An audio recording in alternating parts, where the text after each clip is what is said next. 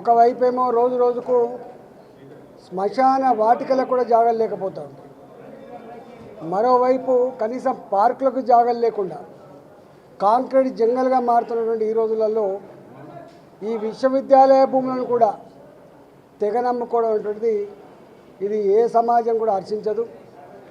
మరి రేవంత్ రెడ్డి గారు ఎందుకు ఇలాంటి ఆలోచన చేస్తుండో అర్థం కావట్లేదు. కానీ 15 నెలల కాలం నుంచి చూస్తున్నాం, ప్రతి నిర్ణయం ప్రజా కంటకమైన ప్రజా వ్యతిరేకమైన ఆలోచనలు తప్ప, తిరోగమనపు చర్యలు తప్ప ఏ ఒక్కడు కూడా ప్రోగ్రెసివ్ ఆలోచన లేదు.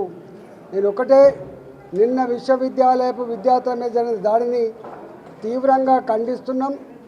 ఇవాళ విద్యార్థులు కేవలం విద్యార్థులుగా ఉండరు, తప్పకుండా మేమందరం కూడా రేపు వారికి సంఘీభావం చెప్పడమే కాకుండా అవసరమైతే ప్రత్యక్ష చర్యకు పూనుకుంటామని చెప్పి ప్రభుత్వాన్ని హెచ్చరిస్తా ఉన్నా.